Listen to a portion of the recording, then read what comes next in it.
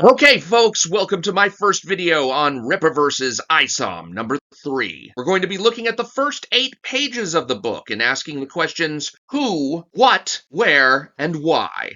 Isom number 3 is the last chapter in the first arc of the Rippaverse's flagship book, and if its cover makes it appear like the main character is clawing up a bunch of shit to fling at you, well, you already have a good idea what reading this book feels like. When you open the book, the first thing you'll see is a majestic shot of the main character I call the Wall of Shame. Why the Wall of Shame? Because of this teensy tiny print at the bottom reminding us of the lawsuit Rippaverse settled that requires them to include in all their books containing Isom a line of text saying, "The character Isom is not affiliated with Good Shepherd Ministries International or the International School of Ministry." Remember, kids, trademark searches are your friends. Now, I'm not really trying to rub salt in Eric July's wound here, but I do think it's a shame that Rippaverse chose to saddle this otherwise robust-looking picture with that teensy but still distracting line of text. Especially when they could have just buried it on the credits page like most other companies would. Is this another slip-up by Rippaverse staff? Did they nearly forget to include the text and have to glue it into that picture last minute? Did the International School of Ministry complain that the statement isn't prominent enough buried on the credits page? Or, of course, maybe it's another creative choice like the Bloodruth chopped-up double-page spread. We'll probably never know. What we do know is that where there's a credits page, there's also one of Rippaverse's wretched opening blurbs.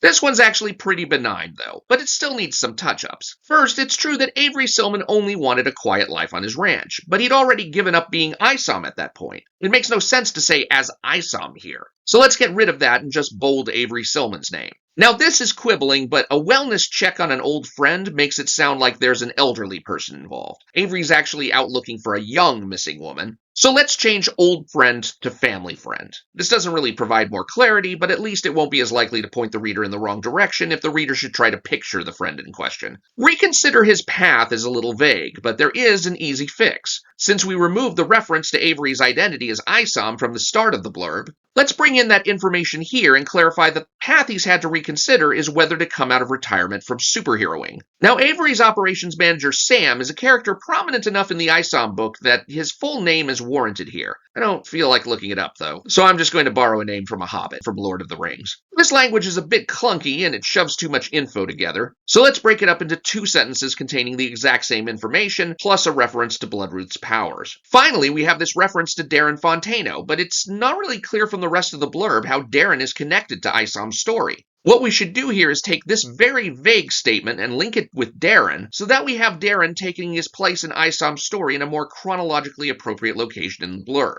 So here's the fixed blurb. Avery Silman only wanted a quiet life on his ranch, but when a wellness check on a family friend puts him in the crosshairs of criminal kingpin Darren Fontano, he's forced to resume his identity as the costume vigilante Isom. Later, Samwise Gamgee, the operations manager of Silman Ranch, goes missing, and Isom partners with the Blood Witch, Sydney Bloodruth, to find him. Together, they uncover a cave filled with mysterious beasts where Sam is being held captive. Though they manage to free him, Isom's troubles are far from over. Next, we come to the dedication page, and I only want to point out a couple of portions here. First, this text is misleading. It was tough to gauge how well Isom number 2 would perform. I've often said that we can't simply expect to pull off consecutive $3.7 million pre-order campaigns. However, the success of Isom number 2 reaffirmed our business strategy. That makes it sound like Isom number 2 actually was a back-to-back $3.7 million campaign with Isom number 1. But it wasn't. Isom number 2 lost over half the series' original audience and almost 40% in sales, despite being a direct-to-consumer comic book that doesn't suffer the same automatic second-issue drop that occurs to most retailers-sold comic books. $2.35 million is still a respectable sum, of course, but the enormous and unexpected drop in purchasers made a lot of people, myself included, wonder what happened. And as for how highly anticipated Isom number 3 is, yeah, not so much. If sales correlates directly with purchasers, nearly 75% of Isom number 2's readers bailed on Isom number 3, despite knowing that this book would complete the first story arc. Speaking of story, let's get into the story of Isom number 3, but before we do that, let's get a quick recap of how Isom number 2 ended. Isom and Bloodruth head out to the caves where Sam is being held by the mysterious beasts mentioned in the opening blurb. First, the pair of heroes curb stomp a couple of beasts guarding the mouth of the cave system. Then Bloodruth works some fire magic to draw out a dozen or so more of the creatures, and the pair spend a few pages knocking those dozen or so creatures out. Next, they travel farther into the caves where there's a giant chamber with at least a couple hundred of the creatures inside. Isom creates a distraction fighting the creatures while Bloodruth saves Sam. While Bloodruth and Sam make their getaway, Isom is grabbed by one of the beasts. Now, these beasts have the power to charge up and explode. So, to escape getting blown up, Isom leaps really high into the air and kicks the beast away from himself so that the beast lands like a grenade among all the other beasts. The beast grenade goes boom, putting all the other beasts out of commission, and Isom runs away from the carnage. Presumably he's headed for the exit now, because this is literally the last panel of issue number 2 that we see him in. Now, since the original opening blurb ends with, "Now he must face Darren Fontano," we would naturally expect the book is not going to take us back to the caves, but will instead open back in the city, or maybe at Bloodruth's castle or something. Nope. Instead, we pick up exactly where the last appearance of Isom in the previous issue left off, because here we have Isom running away from the cave where the explosion happened and toward the surface. I don't know why we're being treated to all this stomp, stomp, stomp stuff. It seems to me this would be a great place for thought captions explaining to new readers who this character is and what the heck is going on. Once Isom is presumably outside the caves and back in the surface world, he realizes Bloodruth and Sam must be safe since they didn't appear during his stomp, stomp, stomp to the surface. Now it's time to go home, right? Because Darren Fontano is waiting, right? Nope. Isom first finds a bunch of beasts lying in front of him. It looks like these are the dozen or so beasts that Isom and Bloodruth fought near the entrance of the cave system, and some of them are just now waking up from that beatdown, so now he's got to deal with or at least get past these creatures before he can leave. At this point, I'm going to say that this was a terrible final line to close the opening blurb with, because it implies the cave mission in issue number 2 is done, and it is so clearly not done. And to be fair, I don't even like how my version of the opening blurb finishes now, because it still sounds like Isom's cave mission should be over and he'll be moving on to other things. I mean, if we're still stuck in the same basic scene, we may as well have the opening blurb tell us where Isom ended up in the previous issue and leave it at that. And what's really aggravating is that even my now totally fixed opening blurb doesn't really explain what's going on here, especially not to a new reader who has no clue that Isom and Bloodruth fought a pocket of beasts near the mouth of the cave system. Even old readers like me who read Isom number 2 over 2 years ago will struggle to remember details like that. Of course, the new readers will suffer most. Imagine you're brand new to the Rippaverse, and somebody hands you Isom number 3, and this is what you get at the start of the book. 1.5 pages of a mostly silent guy running around underground and finally stumbling upon what looks like an orgy room full of hungover furries.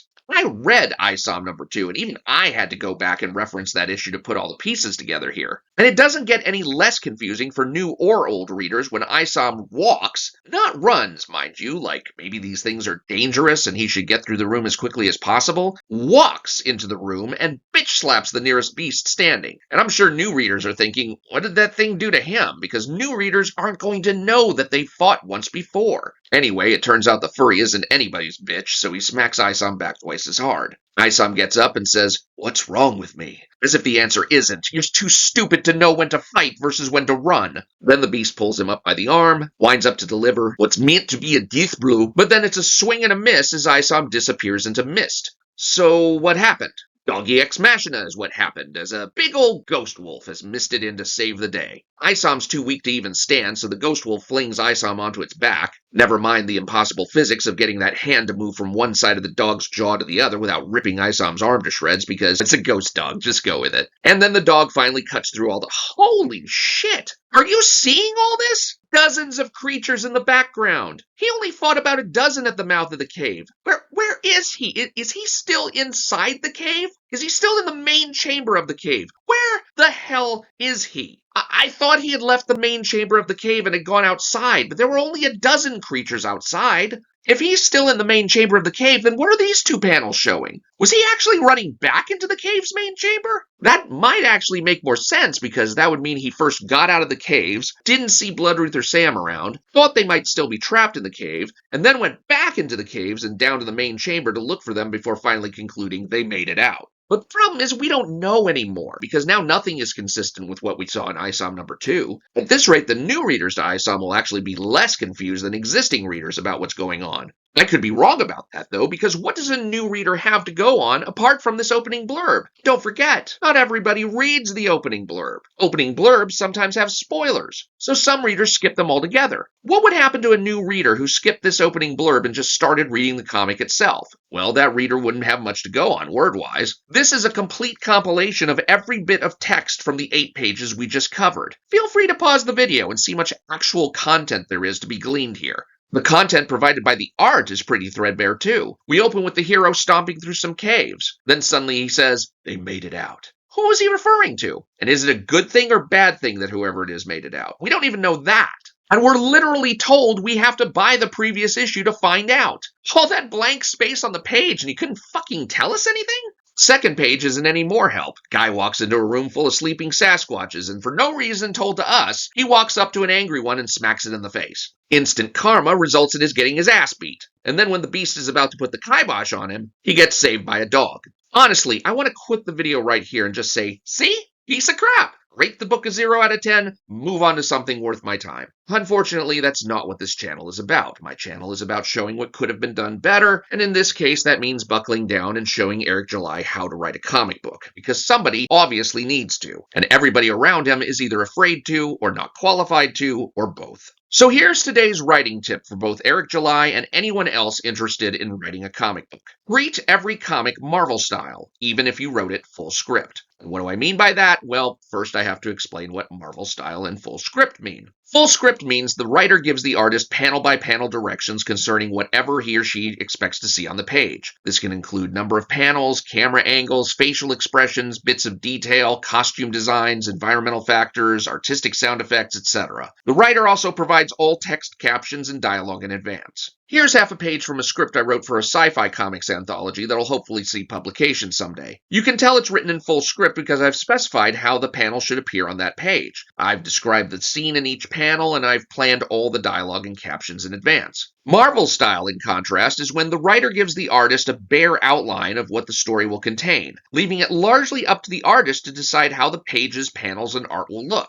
Once the art is complete, the writer will add captions and dialogue that fit the artwork. For example, this is a page explained in Marvel style. No real direction is given. Here is what the artist returned. Now that the art can be seen, the art can be used as a guide for any captions or dialogue written for the scene. In this case, it looks like the zombie president's hand has fallen off, so let's have Spider-Man's dialogue react to that. You should be able to see how by using the Marvel method, there's much less chance of the writing and the art ever being in conflict, since the writer is at least in part reacting to the delivered art. When you write full script, however, there's always a chance that the artist will either misunderstand the instructions or even ignore the instructions completely because, look at me, I'm Mr. Talented Artist Guy. If that happens, you could wind up in a situation where the text you originally wrote for a page doesn't match the art delivered for that page. What do you do in that case? Well, you could toss the delivered art into the wastebasket and demand your artist do a redraw, but if that's not a cost-effective approach for you, and I strongly suspect that in Rippaverse's case it is not, then what you can do, and I would say should do, even if the artwork comes back accurate, is switch over to Marvel style and alter your original text to fit the artwork delivered. This is what I mean by treat every comic Marvel style even if you wrote it full script. If whatever you get back from the artist is what you're going to go with, then even if you had some beautiful original text planned out, you need to make sure the text you put on the finished page is consistent with the art of that page. If that means you have to kill your darlings, as the expression goes, then do it. The writing and art have to sync up. Now let's apply that strategy to the first 2 pages of Isom number 3. Now I have no idea what the script for Isom number 3 actually says. Somewhere there is a script that Eric July sent to Cliff Richard saying, here's what I want you to draw. I don't know whether that script was highly detailed or if it was loose as hell, full script, Marvel style, I have no clue. What matters is that what we're looking at is the art Cliff Richards came back with. At this point, Eric July should have asked himself, is what I originally intended to say on this page, which is next to freaking nothing apparently, really best for the art I'm seeing in front of me? And I hope you all agree with me that the answer is no. Clearly, this art needs more words to back it up because the art itself communicates next to nothing. It doesn't tell us anything about Isom. It doesn't tell us anything about where he is or where he's going. It doesn't tell us what he's looking for. It certainly doesn't tell us who made it out or whether that's a good thing. This art desperately needs writing to go with it.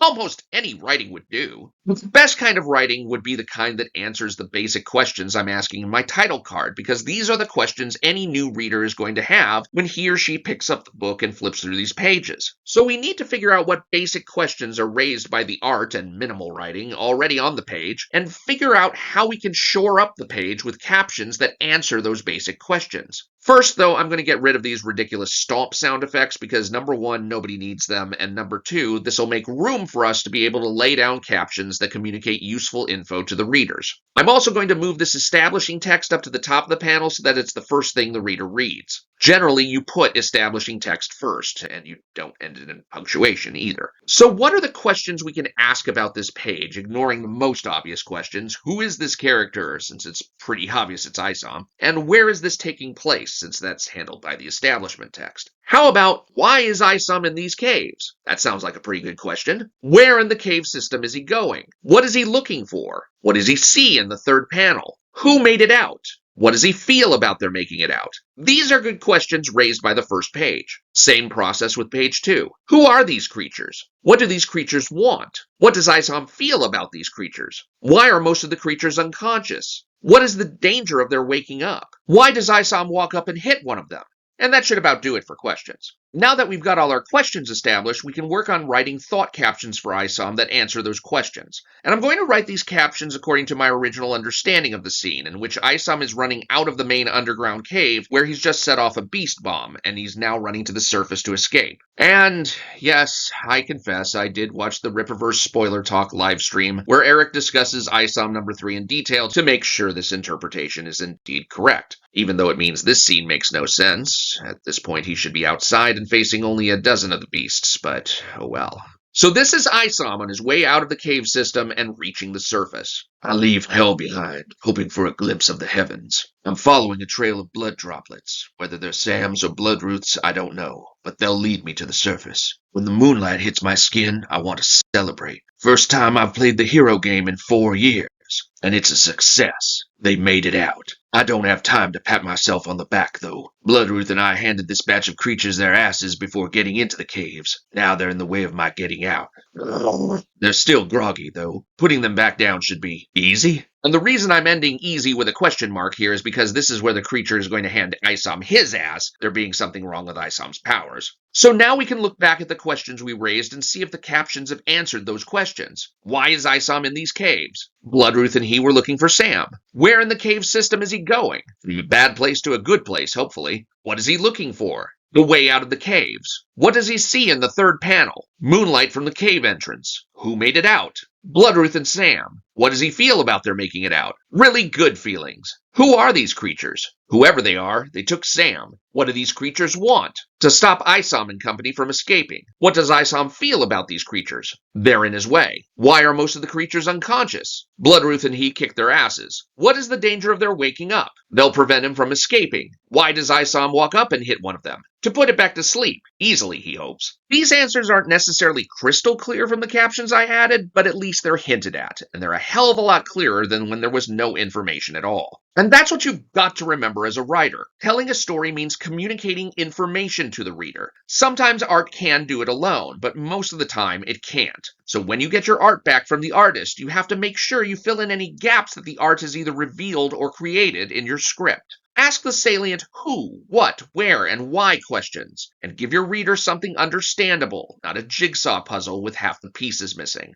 Thank you for watching. If you found the information in this video helpful, please hit like and then subscribe to be notified of my future reviews. Looks like we've got at least another 2 review videos on Isom number 3 coming. I'd actually planned to cover the first 50 pages of Isom number 3 in this video, but once I got rolling I realized that the front matter and the first 8 pages alone were more than enough to fill a single video. So make sure you hit that subscribe button because there are at least 2 more Isom number 3 reviews on the way. I'm Mike Partika, thanks so much for watching, and I will talk to you later.